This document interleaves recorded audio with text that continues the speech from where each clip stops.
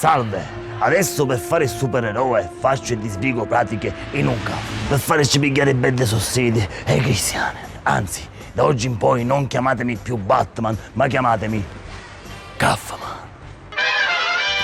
Oggi spiegherò come ottenere il reddito di cittadinanza a tutte le povere creature che stanno morendo. Lo detto.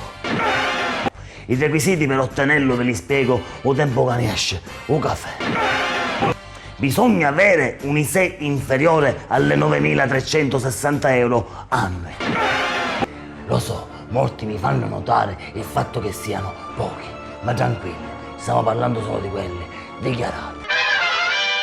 Se si possiede una seconda casa, deve avere un valore inferiore alle 30.000 euro. Praticamente, avesse più nega la cabina, a Mondello.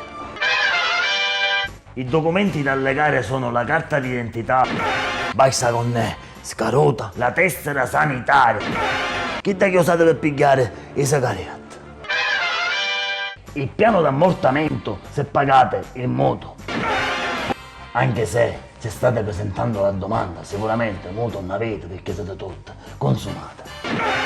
Oddio, anche se mi è giunta voce che c'è stato chi ha chiesto ed ottenuto il reddito nonostante il padrone i 3 casi.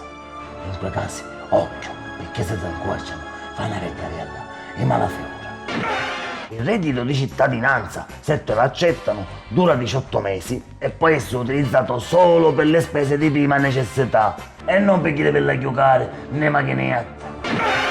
E qui concludo dandovi un consiglio da esperto nel settore. Se ti servono i buste paghi fasulle, tranquillo, ma spero più io, che faccio conoscenza.